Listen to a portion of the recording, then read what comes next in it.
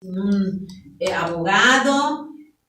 ¿Qué cuestiones se necesitan ahí para cuidar? Afortunadamente, Arely, el sistema acusatorio adversarial viene precisamente de una manera, digo yo, ventajosa y contrario a lo que se piensa que es solamente para el inculpado. Fíjate cómo también ese debido proceso presenta un esquema y un panorama muy amplio para los derechos también de la víctima. Por ejemplo, la víctima tiene 3 derechos internacionalmente reconocidos: verdad, justicia y reparación. Y a veces, lamentablemente, quien es inculpado en un proceso, por la forma en que es tratado, se convierte en víctima. Siempre he dicho que el fin no justifica los medios. El problema no es que el Estado investigue. Independientemente de que sea abogada litigante y me guste mucho que mis clientes se vayan en el control posterior de la detención porque están mal hechas las cosas, me ubico como ciudadana, me ubico como gobernada, y lo que finalmente todos queremos es justicia material. Entonces, la cuestión no es conseguir la información a cualquier precio.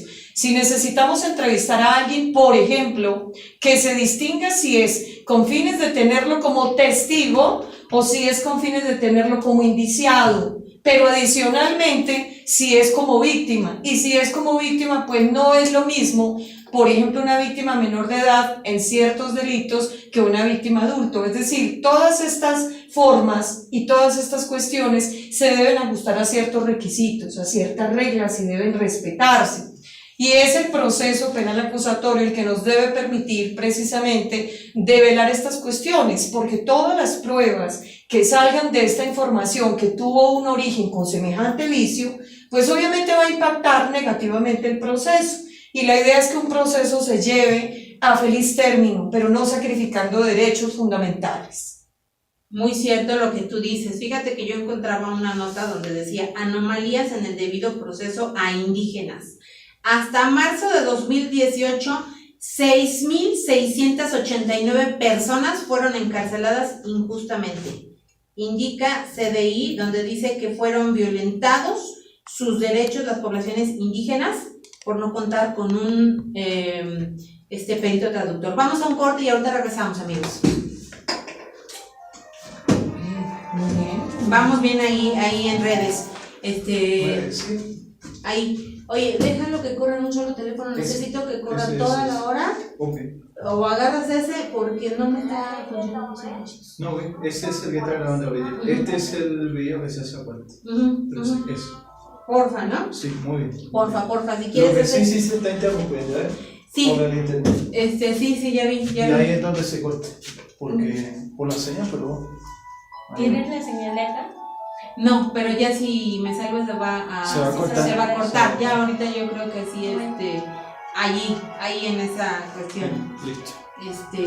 Podemos hacerlo. Amigos que nos están viendo en la fanpage de consultoría, les recomiendo que bajen la app de Promo Estéreo para que nos escuchen. Recuerden que este es un programa en vivo, que se cometen de repente errores, no somos perfectos, ¿verdad? Estamos aprendiendo de la tecnología. No está el 3, 2, 1, corte, vuelve a empiezo. y vamos a hacerlo nosotros, ¿no? Como dijo mi querida Alexa, ¿no? A sus alumnos, si alguien nos ayuda, le vamos a dar un legal kit, ¿no? ¡Claro! Esa es la idea. Exacto, vamos a poner nuestra dinámica para que por favor, por estos libros que nos manda Editorial Anaya. Recuerden que ellos son promotores de la cultura jurídica, así como también nuestros amigos de Editorial Colofón, que nos han hecho llegar libros del magistrado Ricardo Paredes Calderón, que ya pronto tendremos aquí nuestra dinámica para que ustedes puedan participar y puedan llevarse un legal kit a sus casas y sin ningún problema puedan ahí aprender de lo que es este derecho y de lo que es nuestra querida Alexa. Mándale muchos saludos a nuestro queridísimo amigo Edgar Israel, por favor. Edgar Israel, un abrazo inmenso. Aquí estoy al lado de nuestra conductora Estrella, una mujer de unos talentos impresionantes, con quien estoy muy agradecida porque promueve toda la cultura jurídica y nos promueve a todos de una manera muy especial y generosa.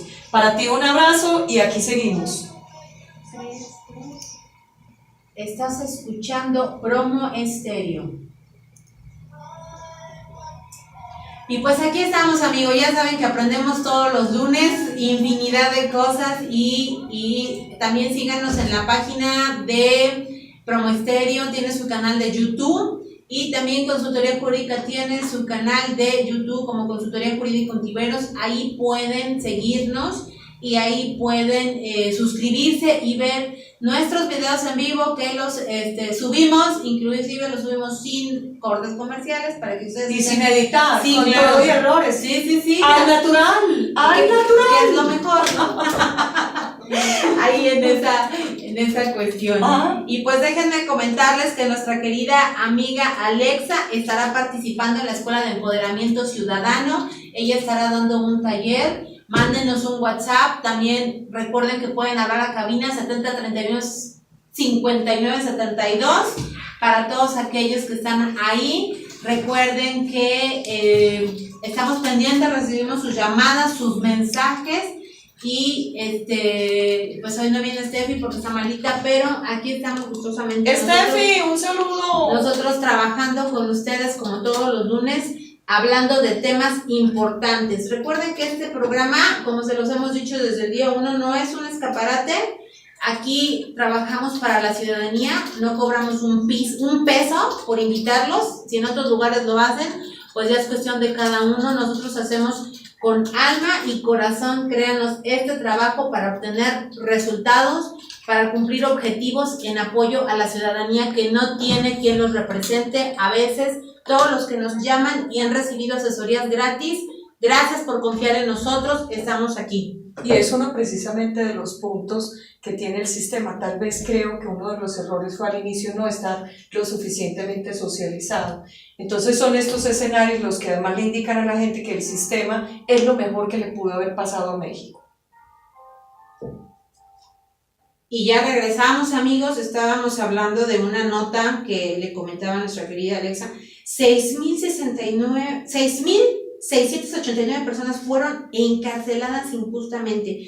¿Cómo ves esta cifra, Alexa, cuando hablamos de un debido proceso y lo que tú comentabas antes de regresar al corte? Es verdaderamente lamentable que por un perito en tema de traducción se puedan generar este tipo de irregularidades. Y por supuesto que esas irregularidades en un proceso impactan la actividad probatoria y todas las diligencias que se surtan de ahí para adelante deben estar obviamente viciadas y sobre ellas debe recaer obviamente una corrección procesal que nada más y nada menos que la nulidad.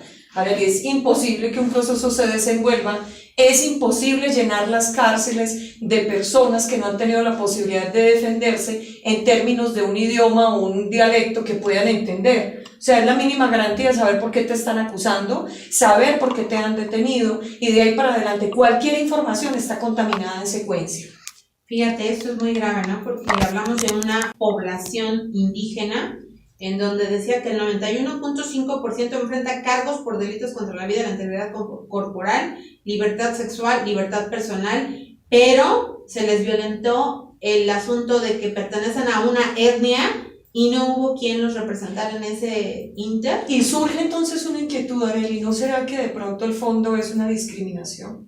Por supuesto. Creo que el fondo es una discriminación. ¿Por qué no le colocamos perito en traducción y por qué no le colocamos una defensa para que asuma precisamente el esquema de derechos y garantías que le asiste, como a cualquier ciudadano en condiciones de igualdad? Efectivamente, fíjate que parte de la nota nos hablaba de la discriminación, la falta de armonización entre el sistema jurídico y los usos y costumbres de las comunidades indígenas, así como la carencia de leyes en materia, son los principales factores que obstaculizan el acceso a la justicia a este grupo de población. Pero entiéndase, este grupo de población indígenas, ¿no? Impresionante. Es una cuestión terrible porque estamos hablando de que ya todo el mundo conoce supuestamente el sistema, la aplicación como tal de lo que hay, y que se les haya violentado y que tengan que ir a parar a la cárcel. Hoy en día también hay personas que se quejan, ¿no? Y lo que te decía antes del corte, van, generan su denuncia en derechos humanos donde los acusan de que policías los torturaron, ¿no? Para declararse culpables. Una vez decía alguien por ahí como un poco jocoso, Profesor, eso no es tortura, eso es tecnología de punta. Pareciera que suena simpático, pero la verdad es un fondo muy doloroso. Bastante. Insisto, el fin no justifica los medios. Es decir, obviamente necesitamos justicia, necesitamos que un informe de policía homologado quede bien hecho, necesitamos que la entrevista formulada a los eventuales testigos o quienes van a ir de testigos queden en óptimas condiciones, pero además y sobre todo es un testigo donde confluye además la condición de víctima, pues obviamente que se lleven a cabo todas las formalidades dependiendo del delito y dependiendo de la edad del entrevistado. Es decir, hay una cantidad de cuestiones que están impactando de manera negativa la práctica de la actividad probatoria y el juicio se gana o se pierde desde la investigación. Entonces, en la investigación es donde sembramos esas bases de una prueba legítima. Está muy lindo aprender técnicas de litigación. ¿Y qué hay en el fondo? ¿Será que vamos a poder rescatar una prueba ilícita donde salta a la vista ante un juez que ha habido tortura? Eso es muy interesante, ¿no? Porque efectivamente al momento de incorporar las pruebas, aquí vamos a tener lo que tú dices y efectivamente puede uno saber de las técnicas de litigación, pero ¿qué hay en el fondo? Es decir, cuando llegamos, por ejemplo, a la etapa intermedia, en términos del artículo 346, ¿qué es lo que analizamos? Analizamos hacia dónde se dirige el material probatorio y para ello hablamos de pertinencia, conducencia y utilidad, pero también hablamos de dónde viene, porque este sistema privilegia también el tener la claridad de la obtención de los medios. Y ahí es donde hablamos de legalidad y de licitud. No es conseguir un documento de cualquier manera, no es conseguir una entrevista de cualquier manera, como tampoco es, por ejemplo, al entrevistado que se ha engañado y se le ha dicho, tranquilo, no te preocupes, esta entrevista es solo como testigo. Y resulta que con el paso de los días, ni con invitación cordial lo convierten en indiciado. Y entonces digo yo, no puede ser, que alguien me explique esto, pues, de qué se trata, ¿no? sí, efectivamente. Fíjate que en el caso de un policía, que a los que comparten con nosotros las redes y WhatsApp, que ahí tenemos nuestros grupos donde estudiamos con ellos todos los días, me decía, me llegó un citatorio, me tengo que presentar, pero tengo miedo porque voy a ir a dar a la cárcel. Y yo, ¿pero por qué?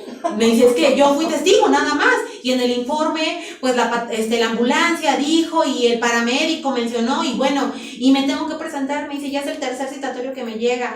Y yo, Y tal vez lo estaba evadiendo porque no sabía qué iba a pasar o qué le iban a preguntar. efectivamente, porque tenía muchísimo miedo porque él dice, en el anterior sistema te presentabas y resulta ser que después el policía era el que tenía la culpa también, ¿no? Si terminaban los compañeros en la cárcel, me dice, Lick, no me quiero presentar, tengo miedo, ayúdame. Yo le dije, a ver, te lees tu libro de los 7 momentos procesales de nuestro querido amigo Epigmenio. Fabuloso. Toma tu código, lo lees y esos dos vas a ir a Tómate la un par. vasito de agua y relájate. Exactamente, y le dije, Relax. a ver, vas a ir y vas a preguntarle primero qué es, ¿no? En esta cuestión le di ciertos elementos, bueno, pasó su comparecencia y después me habla y me dice, oye, quiero felicitarte, maestra. Y yo, ¿por qué? Porque ya hasta me cambió. Dice, es que me quitaste una lápida de ignorancia, porque no es así. Yo pensé que iba a terminar en reclusorio y que iba a terminar siendo un testigo, ya después iba a ser un imputado. La oralidad debe ser una ventaja magnífica para dar buenas explicaciones. La oralidad no debe ser un motivo de asustarse. Y obviamente la policía tiene un poco de temor, yo lo puedo entender. Y hay quienes, porque he trabajado con ellos, quieren hacer las cosas muy bien hechas, pero lamentablemente no sé si te has dado cuenta, pero creo que quienes nos escuchan no nos dejarán mentir, son el último sector en recibir preparación para este sistema. Entonces siguen habiendo las equivocaciones y tal vez la policía no quiere equivocarse. Puedo entender que ellos quieren hacer las cosas bien y me parece loable, pero no les estamos dando las herramientas metodológicas y conceptuales y prácticas para que no tengan miedo, puedan ir a explicar un informe de policía homologado, puedan explicar qué diligencias de investigación realizaron y cómo la realizaron, sin estar pensando que los van a detener a ellos también, que se va a ir al inculpado y van a quedar ellos detenidos. Y ese es su temor y efectivamente tú dices, ellos son el primer eslabón que no tiene la capacitación como debiera de ser, porque finalmente les dieron una embarrada de criminología, de criminalística, todo lo que nos mencionan. Y les han ido dando un kit de pincitas, guantes y tapabocas. Parece un kit, pues, de los que, por ejemplo, le entregan a los niños en primaria, pues, de alguna marca de pasta dental. Soy un tanto gráfica, pero creo que hay que empoderar a la policía y hay que darle, obviamente, ese escenario de seguridad, que ellos sientan que cuentan no solamente con una cantidad de herramientas intimidatorias, como por ejemplo el protocolo de primer respondiente, y entonces ellos dicen, Dios mío, ha aumentado el catálogo de sanciones, pero ¿quién me está diciendo qué tengo que hacer? Entonces creo que es un punto muy importante. Efectivamente, eso que tú dices es muy importante porque el kit que les han dado, más los cursos que de repente les han dado, pues ellos cuando de repente leen el libro de nuestro buen amigo el doctor Epigmenio, oye, es que eso no me lo enseñaron, es que esto no me dijeron, ¿y cómo le puedo hacer aquí, no? O como ellos me dicen, oye, llegamos en donde hay un homicidio, y cuando nosotros ya llegamos y ya después llegan los demás, pues entonces todos nos echan la culpa a nosotros porque dicen que ya contaminamos el lugar de la intervención de los demás. Y lamentablemente un lugar contaminado o donde no se haga o no se elabore de inmediato un informe de policía homologado en óptimas condiciones con una narrativa cronológica verificable que se pueda sustentar en actos posteriores, pues vienen serios problemas para la policía, lamentablemente, y se impacta además un proceso, se cae. Desde el control posterior de la detención pareciera como un castillo, pues de naipes, como un castillo de arena, como que se va desmoronando hasta que el proceso se fue. Por eso encontramos luego las noticias, ¿no? El juez dejó en libertad al homicida, al violador, al secuestrador, y lo decía nuestro querido magistrado Ricardo Paredes, decía, no, a ver, los jueces estamos pegados a la sociedad y estamos cercanos, qué bueno que existan estos programas. Vamos a un corte, amigo, no nos tardamos. Oye, qué maravilla. Ahí vamos. Súper coloquial, súper agradable. Súper padre, muy muy transcurriendo, práctico. Sí, Muy lo veo práctico. no más práctico de lo que yo me imaginaba, o sea. No. Estás escuchando Promo Estéreo. Impactan bastante en lo que es un proceso en este nuevo sistema, ¿no? Desde que inician la carpeta de investigación. El delito queda en la nebulosa frente a errores. El Código Nacional de Procedimientos Penales privilegia el derecho sustantivo. Yo puedo entender que esta es una actitud y por lo menos pues una intención muy loable del legislador, indicando que no cualquier ilegalidad pues sea relevante o trascienda. Sin embargo, si nosotros revisamos, por ejemplo, en la etapa intermedia, cuando llegamos a hacer las peticiones para admisión o inadmisión de medios y alguna de las partes alega frente al material probatorio de la otra parte algún tema de ilegalidad o de reglas, por ejemplo, en el procesamiento de un elemento, a veces pareciera intrascendente decir, no, es que agarraron esto sin guantes, o es que esto lo guardaron en un empaque que tenía que ser diferente, es que no es lo mismo embalar el cuchillo que el arma de fuego, que un fluido corporal, que el disco duro del computador, que el documento, etc. Sabemos que hay reglas específicas, el problema es que hay ocasiones en las que un error de estos rompe la cadena de custodia y esto no tiene reversa de ninguna manera ni un milagro. Si ese elemento que ha sido procesado inadecuadamente pierde su naturaleza, prácticamente se inutiliza. ¿Para qué lo hace subsistir dentro del proceso? Y ya eso es una fuente pues de injusticia. Imagínate dónde queda la víctima y la sociedad empieza a detestar el sistema. Es que el problema no es el sistema, el problema somos los operadores. Bastante eso que tú dices, ¿no? Las noticias, los periódicos siempre ponen pues una nota roja, ¿no? Y siempre vamos a encontrar, lo dejan en libertad al violador, ¿no? Lo que decíamos antes de irnos a corte. Y la gente no entiende, y yo como yo les digo, a donde tenemos que pelear y pugnar como sociedades, exigir que el policía, que es el primero que te atiende y el primero que te auxilia, a pesar de que la sociedad no lo dignifica y lo maltrata y lo humilla y dicen son puercos y son de lo peor, sí, pero ¿qué crees?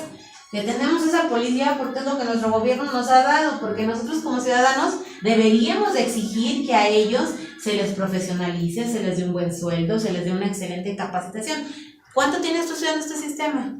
Imagínate, yo lo tengo ya 15 años, 16, porque empecé en Colombia a estudiarlo, lo he litigado allá y acá. Y pues la verdad en ambos lugares la experiencia es muy similar con el tema de policía. Creo que es un componente esencial. Bastante, entonces imagínate eso, tú tienes tantos años, yo lo tengo desde 2009 para acá y aún así comete unos errores. Y aún así estamos expuestos a los vaivenes, incluso hasta el miedo escénico. Llega uno y no está el mejor día y resulta diciendo una barbaridad en una audiencia. Efectivamente.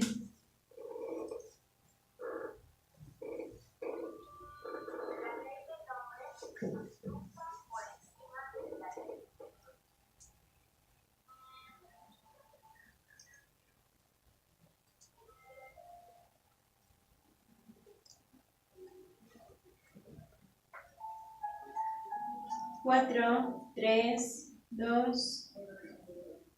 Y ya estamos aquí, amigos. Antes de ir al corte comentábamos lo que decía el magistrado Ricardo Paredes Calderón en uno de los programas pasados, que era muy importante que la sociedad tuviera en cuenta que ellos están cercanos a la ciudadanía en el momento de dictar una sentencia. ¿Por qué? Porque a veces se entiende a través de los medios, a través de todo lo que nos rodea, pues que ellos dejan en libertad a un imputado, ¿no? A la persona que cometió un ilícito. Y comentábamos, para los que nos siguen en vivo en nuestra página de Consultoría Jurídica, comentábamos la parte de que el policía, nuestro querido policía, no está capacitado como debiera de ser. Debemos de empezar a mirarlos desde una manera como profesionales que son. Ustedes sabrán que antes, bueno, decías que voy a estudiar o que quiero trabajar, pues ser policía, ¿no? Entonces es una carrera que no se ha dignificado, que no se ha profesionalizado, pero debemos de entender que, número uno, el salario que les pagan, número dos, la política que interviene, ¿no? Desde ahí, desde quién designan y cómo lo manejan, que no debiera de ser. ¿Por qué? Porque tú debes de saber que ellos son los primeros que llegan a apoyarte en un evento. Los primeros donde si hubo un homicidio, un delito grave, son los primeros que llegan y que a veces se contamina pues todo lo que conlleva el hecho que sucedió. Y como decíamos, llegan con su kit de juguete tristemente. Entonces, ¿cómo vamos a querer que se cumpla lo que venimos hablando de un debido proceso? Y toda la información con fines probatorios que se encuentra, que se procesa, debe ser tratada de manera pulcra. Es decir, cuando a mí me dicen, ay, el principio de la mismidad o mismicidad, que si este elemento es encontrado en el lugar donde acaban de cometer un homicidio, sea el mismo elemento que va al juicio. Y no es solamente la técnica de ir a llevar el perito, por ejemplo, en dactiloscopía, para que diga, es que yo lo tuve a la vista, yo fui el que examiné las huellas. No, es cómo lo has procesado. Es entender que desde el hallazgo de esa información hay un deber de pulcritud en el tratamiento y que lamentablemente esa evidencia está expuesta a un riesgo espantoso. Y los abogados en cualquiera de los extremos procesales también tenemos una responsabilidad, identificar los protocolos. Si estamos en un caso de homicidio, pues es trabajar sobre ese protocolo. Si estamos en un caso de feminicidio, pongámonos la camiseta o la playera pues del protocolo de feminicidio. Si estamos atendiendo un tema financiero o lavado de activos, coloquémonos entonces también esa ley de operaciones con recursos ilícitos. Es decir, los abogados tenemos que ser muy responsables, tenemos que saber argumentar y del lado que estemos, ministerios públicos, defensa, asesores jurídicos, representamos unos intereses y merece respeto la persona a la que representamos. Muy cierto lo que tú dices. Nosotros hemos comentado aquí, ¿no? Desde que cuando estuvimos en una entrevista con Federico Baudino, él nos hablaba de un software, ¿no? Desde poder llegar y que tú pues yo quisiera decirlo, no sé, subas de nivel o que seas más ejecutivo, un abogado, desde que llegues a tu teoría del caso y la puedas reconstruir en el juzgado, ¿no? Esa es la visión, ser un ejecutivo, pareces el director de una empresa. Exactamente, es que así es, ¿no? Finalmente, si tú quieres, te revistes de lo que tú quieres. Yo lo digo a modo como comentario, muchos amigos me dicen, oye, ¿por qué te fuiste a estudiar a Estados Unidos? Si el sistema es allá muy distinto, eso no te va a servir aquí, ¿no? ¿Qué crees? Mucho. Eso, aquí está el resultado. Aquí está esto. Yo agradezco todo el mucho campo la que yo he capacitación que nos han dado los americanos.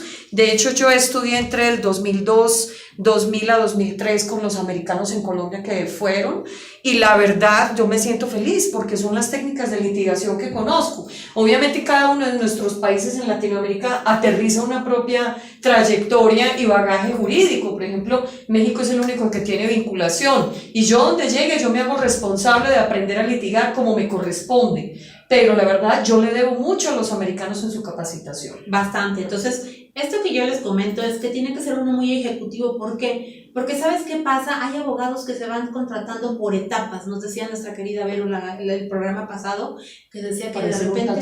Efectivamente, sí, así parece. Entonces, si llego hasta allí, tanto, bueno, obviamente hay que saber cobrar los honorarios, porque si cambia el sistema también cambia la forma de cobrar honorarios, pero todo entre los márgenes del respeto. Efectivamente, pero yo creo que en el momento de que estás cambiando, no sé, de abogado, y si cada uno trae una diferente estrategia, deja tú el dinero que ya le inviertan, simplemente que se va generando, ¿no? Es un problema porque hay una dispersión y hay una falta de línea y la defensa finalmente es una.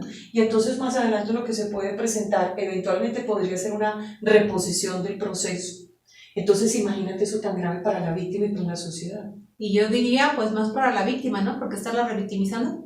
Imagínate cuántas veces tiene que aparecer la víctima para ser escuchada. Y pensemos en un delito de violación. Imagínate, yo creo que la primera vez que cuenten los hechos en la entrevista es una catarsis. De ahí para adelante es prácticamente repetir los hechos en detrimento de su psiquis.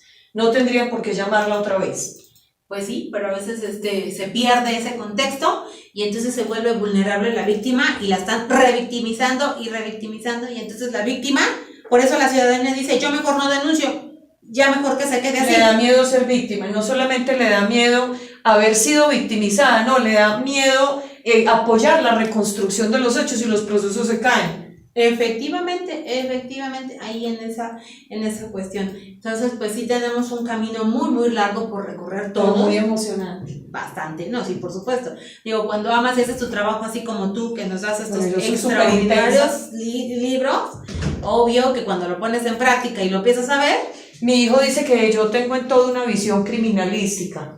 pues, oye, eres una extraordinaria abogada. Ya por lo menos lo incentivé, ya va a empezar a estudiar Derecho el año entrante. Perfecto. Ya pues vamos a tener, ya tenemos semillero. Perfecto, aquí lo traemos para que también vaya aprendiendo. Y dice que quiere irse al sistema acusatorio y demás. Sí, oye, eso es muy bueno. Fíjate que igual uno de mis sobrinos me dice, está apenas en la secundaria, yo creo que cuando empezamos a hablar de la universidad, me dice, yo creo que también me voy a ir a estudiar Derecho. Y yo, perfecto, todos son bienvenidos aquí. Perfecto. ¿No? Ahí en esta cuestión. ¿Qué más le podemos decir a nuestra ciudadanía, a nuestros abogados, a nuestras autoridades impartidoras de este sistema que deben considerar sobre ese tema? Bueno, saber de la cuestión técnica, todos, cualquier ciudadano del común, saber de cosas muy técnicas y detalladas del sistema acusatorio, pues no es fácil, ¿no? Digo, cada uno en su actividad, cada uno en su cuestión muy práctica, pero que no teman al sistema acusatorio, que le entren en el sentido de que si son víctimas, confíen y empiecen también, dentro de ese margen de confianza, a exigir del Ministerio Público, de la policía, cuando estén en esa calidad de víctima, que no teman exigir unos resultados. Obviamente hay un tema de carácter victimal que siempre he criticado y creo que lo compartimos todos nuestros países. Nuestra víctima en todo el proceso penal es un tanto visceral. Entonces hoy llega y le pide al Ministerio Público cárcel, al otro día dice yo no quiero nada, al otro día aparece y dice quiero dinero, ¿no? Entonces, por favor, muchísimo cuidado con este punto, confiar en el Ministerio Público, se siguen formando y también a los ministerios públicos que nos escuchan. Tengo grandes amigos que están en esta área, que son estos operadores jurídicos, algunos alumnos, y la verdad admiro mucho su trabajo, no la tienen fácil, pero siempre, por supuesto, solicitándoles que legitimen la actividad probatoria desde el inicio. Bueno. La llamo en primer lugar para felicitarla porque vi que se ganó un premio, la vi en Televisa, y la felicito por su excelente programa y también por su excelente invitada del día de hoy. Y les quiero comentar que sí es cierto, nosotros como ciudadanos nos da mucho miedo denunciar de los delitos porque pues, se nos hace muy engorroso, nos da mucho temor que las autoridades no nos hagan caso. Muchas gracias, licenciada. Muchas gracias por estos buenos programas que nos enseñan. ¿Cuál es tu nombre? Marta Ángeles. Marta, muchas gracias por llamar. Muchísimas gracias por su llamada, por su comentario. Créanos que si alguna vez usted ha sido víctima, pues pierde ese miedo, porque si no lo hacemos, por eso tenemos la impunidad, ¿no? Sí. Muchas gracias por enseñarnos a que debemos de exigir nuestros derechos. Gracias. Gracias a usted. Hasta luego.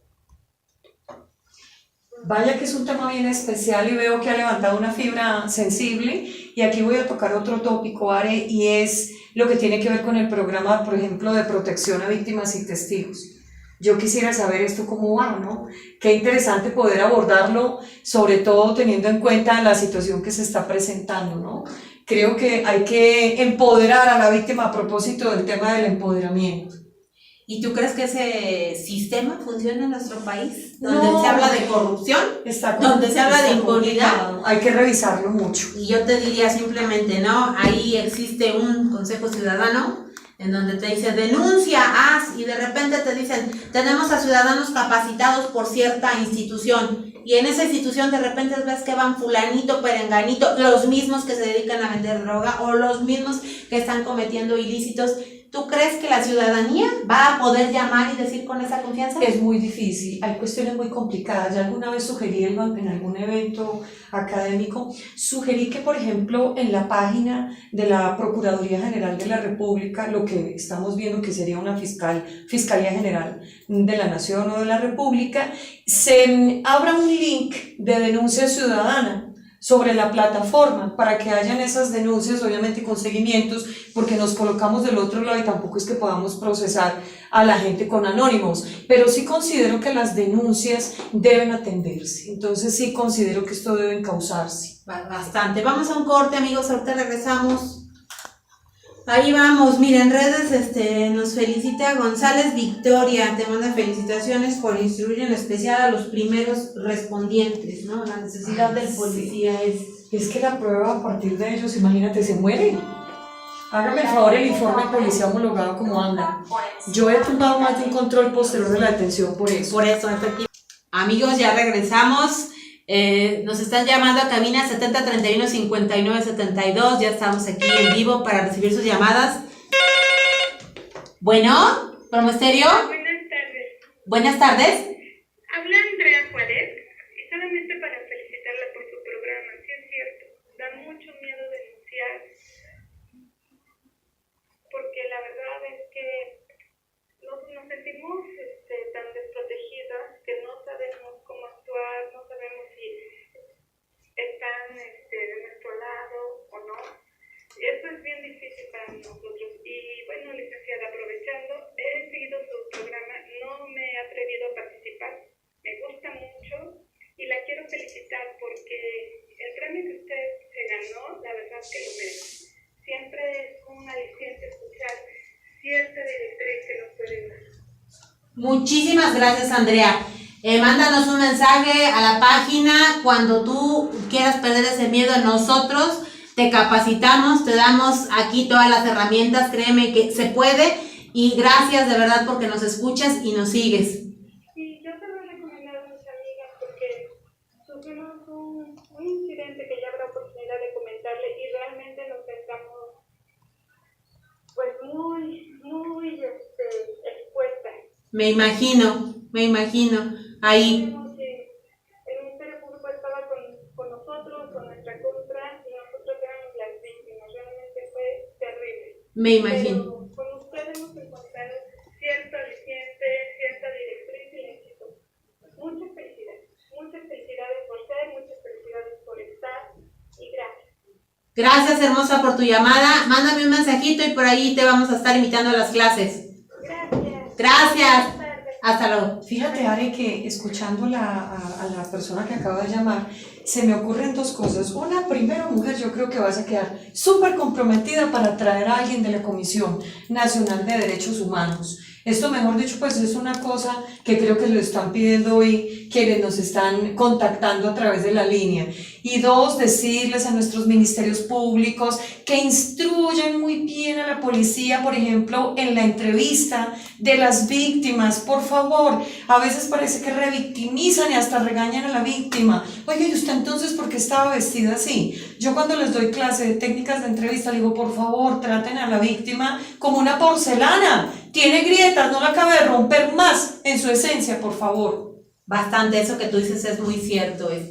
Ya tenemos ahí nuestra agenda, y dentro de nuestra agenda también va a venir alguien ahí de la comisión. La verdad es súper valioso por lo que estoy oyendo hoy. Sí, créeme que sí. Eso es lo que enseñamos, ¿me entiendes? Que la gente, así como esta ciudadana hoy nos habla, hemos tenido oportunidad de representar. En su momento tuvimos a una doctora Marta que se dedica a dar clases de enfermería, donde arbitrariamente la detuvieron y ella llamó para contar su caso.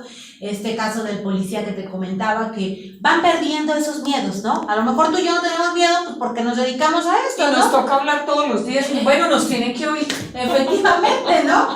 Yo siempre les digo, me escuchan, me oyen, a modo de... Ay, sí, yo les digo, a ver, en mi acento muy colombiano y todo, pero ahí estoy. Efectivamente, y esto tenemos que enseñarle pues a la ciudadanía, ¿no? Yo a veces les digo, mira, No te pido que lo comprendas como un abogado, pero léelo y al menos da tu primer paso, ¿no? Preséntate, ten una seguridad, sí, a lo mejor Y que puede exigir también, empodérense quienes por alguna razón, desde el robo de una bolsa hasta una situación grave, Dios no quiera, pero por favor exijan del Estado, exijan, no se dejen llevar de venga después, espérese un momentito, o sea, hay que estar al tanto del proceso y hay que tener obviamente un buen abogado, y si no se cuenta con los recursos, obviamente hay asesores jurídicos también en los reclusorios que te pueden apoyar, y esto ayuda muchísimo. bastante eso que tú dices. La gente a veces me dice, oye, me dicen que tengo que venir mañana. Y yo, a ver, no, dile al asesor jurídico que te tiene que pasar con el Ministerio Público. Y si no, pues la Procuraduría tiene su teléfono rojo, que es visitaduría. Ahí tú llamas, te atienden y mandan a un visitador. ¿Por qué? Porque si efectivamente nos robaron el celular, la bolsa, por cualquier cuestión mínima, y no hicimos lo conducente, me decía una persona con la que platicaba, oye, fíjate que la persona le robaron hablando de teléfonos, el de la manzanita, y lo encontró, lo ubicó por su computadora y dice que está en esta calle. Fueron Dios con el mío. policía y el policía le dijo, no, yo no puedo ir, es que ahí está el ratero y ahí está. Y entonces le pregunta el policía, ¿hiciste su denuncia? No. Entonces, ¿cómo quieren de repente que lleguen cuando volvemos a lo mismo? Antes las detenciones eran a petición de parte, no, eso ya no existe hoy. No, es un sistema muy garantista y de ahí vienen las ilegalidades, pero sobre todo las ilicitudes. Las ilicitudes son violación de derechos fundamentales. Por ejemplo, una entrevista con tortura, tecnología de puntaje. Ya te la sabes. Ya me la aprendí esa. Y la ilegalidad es cuando, por ejemplo, hay una regla de procesamiento de evidencia inadecuada. Tenías que agarrar con guantes y agarraste sin guantes el arma. Y entonces quedaron todas las huellas de Raimundo y todo el mundo, y pues no se sabe ni dónde están las huellas del que debería estar. Eso es una ilegalidad y eso hay que tenerlo claro, porque cuando estemos en un proceso o como inculpados o como víctimas, debemos cuidar el material probatorio de la teoría del caso y de los intereses que nos asisten a cada una de las partes. Efectivamente, y eso de repente es lo que falta. Muchísimo cuidado ahí en esa cuestión. Porque pues nuestros policías llegan, unos se meten, otros no, están esperando y luego empiezan con los famosos problemas de las policías, de Procuraduría y de la Secretaría. Y hay una confusión y entonces parece que todavía no tienen ese esquema funcional claro. Sí, obvio no lo tienen claro. ¿Por qué? Porque su capacitación es deficiente, porque las instituciones no los han capacitado como debieran de Y ser. debería haber una capacitación conjunta de todas las policías.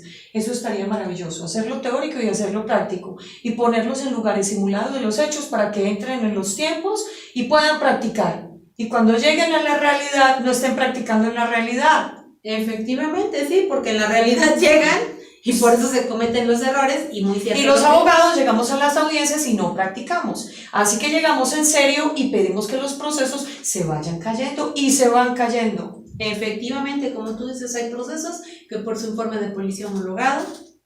En estos días un ministerio público me dijo, porque le dije, oye, ¿dónde están las cadenas de custodia? Y me dijo, allí búsquelas en el laboratorio de la evidencia. Y le dije, primero que todo, no voy a ir porque no me corresponde. Segundo, no tengo tiempo. Y tres, aquí debería haber una fotocopia.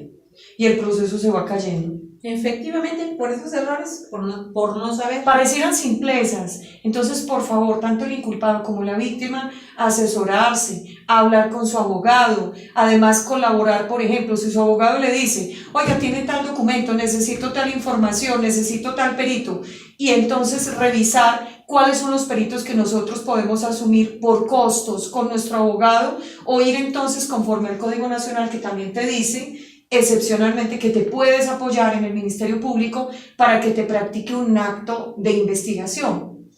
También hay que tener eso claro. Se pueden apoyar, aunque lo óptimo sería no desgastarse, digamos, como inculpado y abogado de la defensa, ir a decirle al Ministerio Público, oye, préstame tus peritos. Pero si en un momento dado y por falta de recursos no puedo yo acceder directamente a un perito y pagar los honorarios, ahí está esa norma. Sí, claro, y eso la gente no lo sabe. Y hay abogados que tampoco no lo saben. O no te lo dicen al cliente. Sí, obvio que no, pues porque tienen que meter ahí su bagaje de Su amigo perito. Efectivamente, ¿no? Y no debiera de ser eso, ¿no? Porque finalmente hay gente que no tiene la economía para traer un abogado particular, ¿no? Claro. Y cometen pues esta serie de situaciones que tienen que pasar, y pues por eso a veces hay gente que encuentras en reclusión que por ciertas situaciones no debiera de estar. Qué lástima, porque hay errores impresionantes y el tema de los peritos es muy importante en este sistema. Bastante, los peritos y los policías, ¿no? Son Definitivamente estamos en manos de ellos, son los que nos ayudan a reconstruir verdades. y son a los que más se les ataca y a los que más se les dice y los que menos preparados están. Lamentablemente, sobre todo los peritos. Por sobre todo La policía, perdón. Sí. Fíjate que he tenido la oportunidad de trabajar tanto con policía como peritos, y los peritos están un poco más empapados del sistema. Policía, pero sobre todo quien funge como primer respondiente, lo sigo viendo náufrago total. Bastante. Pues querida Alexa, estamos por terminar. Algo con lo que quieras concluir, y tus redes, ¿dónde te pueden localizar? Muchísimas gracias. Bueno, pues tengo una página, Atenea Consultores, y pues allí me pueden buscar también con el nombre Laura Alejandra Londoño Jaramillo. Tengo 2 libros. Uno, Litigación Estratégica para México. Tengo del Manual Práctico de los Testigos, y Dios mediante vamos este año con el 3er libro antes de diciembre. Cualquier cosa, pues ahí me estaré comunicando con Arely para venir por aquí y comunicarles, siempre muy inquieta con el tema de las pruebas, y cuando Arely me invita a trabajar con ustedes en este espacio, pues realmente no podía rechazarlo. Y es un reto, siempre nosotros somos tan técnicos los abogados, y me ha resultado tan coloquial venir a hablar de una manera muy clara, muy sencilla. A veces los abogados estamos llenos de tecnicismos y no aterrizamos, y la gente obviamente pues se siente distante del abogado. Bastante, eso que tú dices. Aquí tienes abierto, cuando está tu libro ya sabes, esta es tu casa, tú nos avisas y ya, estamos listísimos para estar ahí atentos con tu libro. Pues amigos, estamos atentos a sus mensajes, nos despedimos como siempre, terminamos este lunes su programa Consentido, la Ley, Justicia Elemental. Nos vemos el próximo lunes. Bye, despídense. Besos y abrazos, amigos y colegas.